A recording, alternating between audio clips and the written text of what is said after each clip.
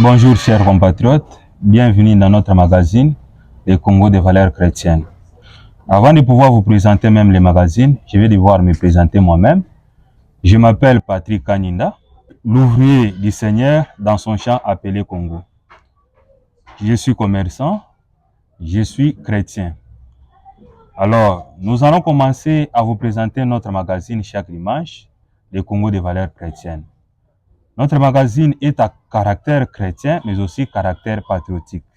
À travers ces magazines, nous allons commencer à vous prêcher la parole de Dieu pour pouvoir s'en servir afin de développer notre pays, la RD Congo.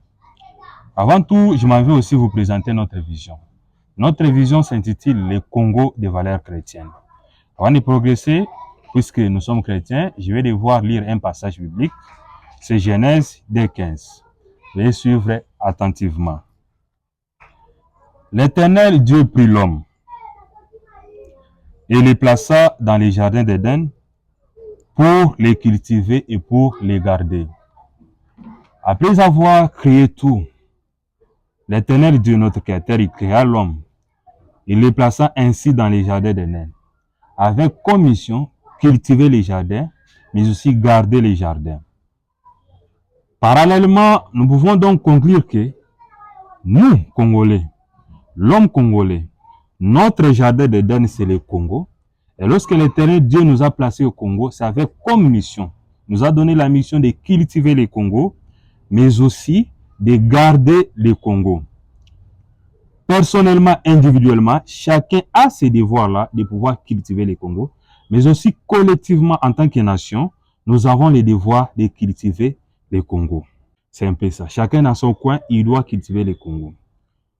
Alors, vous devez donc comprendre que le devoir de pouvoir développer le Congo, ce n'est pas un devoir qui revient à un seul individu.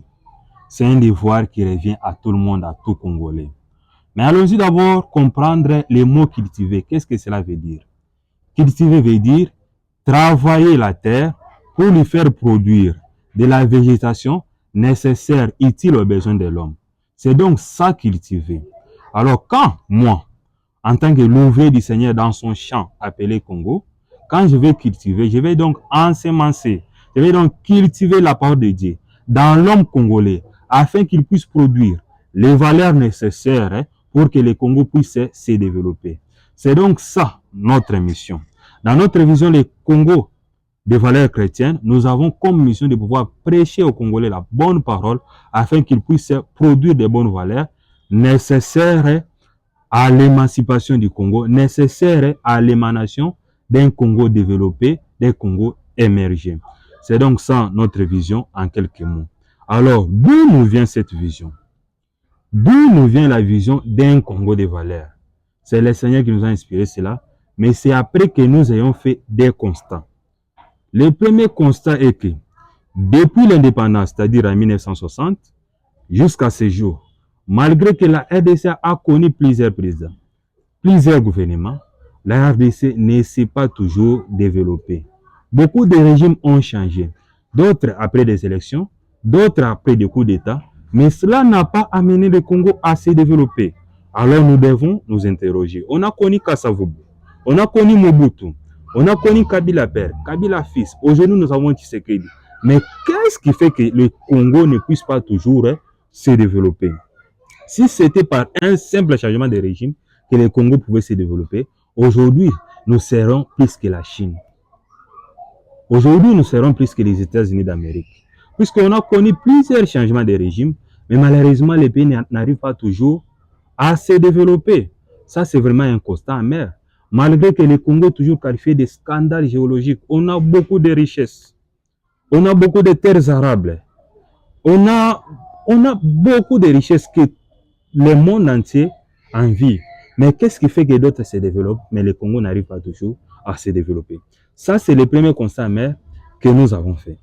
Le deuxième constat, c'est qu'on a toujours affirmé que la population congolaise est en majorité chrétienne. Ça, c'est ce que les gens ont toujours dit. Mais qu'est-ce qui fait qu'une population en majorité chrétienne, c'est-à-dire imbibée de bonnes valeurs, puisque le Christ, nous les chrétiens, le Christ nous a laissé des bonnes valeurs. la justice, l'amour. Mais qu'est-ce qui fait que malgré que la population congolaise est en majorité chrétienne, comme on l'affirme, mais nous vivons des situations comme la corruption, les détournements des biens publics, toutes sortes d'antivaleurs, on ne retrouve pas ça au Congo. Ça, c'est le deuxième constat amer que nous avons fait. Mais après avoir fait une analyse accrue, on constate que cette majorité qu'on qualifie de chrétiens n'est pas en vérité chrétienne. Cette majorité est constituée de gens qui croient en la véracité de l'histoire de la Bible, qui croient en la véracité de l'histoire de Jésus, mais qui ne croient pas en réalité en Jésus-Christ. Quand nous disons que la majorité de ces personnes-là croient en la véracité de l'histoire de la Bible, c'est-à-dire ces gens-là croient que David a existé, ces gens-là croient que Moïse a existé, ces gens-là croient que Samuel a existé, ces gens-là croient que Jésus a existé. Mais quant au message de la Bible, ces gens-là ne croient pas en ça.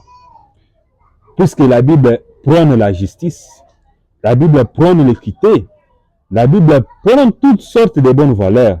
Mais nous constatons que dans la majorité des gens qui fréquentent nos églises, ces gens-là n'ont pas ces valeurs-là en eux. C'est-à-dire, ces gens-là sont faussement qualifiés des chrétiens. En réalité, la population congolaise n'est pas majorité chrétienne. Elle est tout simplement constituée de gens qui croient en la véracité de l'histoire de la Bible. C'est ainsi que notre vision est née. C'est ainsi que nous avons maintenant eu le souci de pouvoir prêcher la parole de Dieu de façon pratique, afin que les Congolais puissent mieux vivre cette parole-là, afin que les Congolais puissent être imbibés dans les valeurs chrétiennes. À ce moment-là, nous croyons fermement que non, le Congo pourra se développer. Donc, notre objectif à travers notre vision d'un Congo de valeurs, c'est de pouvoir faire du Congolais un homme incarnant les bonnes valeurs chrétiennes. Dans la Bible, on affirme ceci. Lorsque les justes deviennent de plus en plus nombreux dans un pays, le peuple est content, le peuple est dans la joie, le peuple vit son bonheur. Mais lorsque les méchants dirigent le peuple, lorsque les méchants est à la tête du pays, le peuple est dans l'agressement des dents, le peuple vit dans les pleurs. Au Congo, ce n'est pas seulement un méchant qui règne, mais au Congo, c'est la méchanceté qui règne. La méchanceté qui règne. Il ne faut pas seulement regarder nos dirigeants. La méchanceté règne dans le cœur de tous les Congolais. La méchanceté a pris l'homme congolais en otage. C'est pourquoi il est nécessaire de pouvoir revoir nos habitudes. C'est pourquoi nous allons passer à la lecture de notre deuxième passage biblique.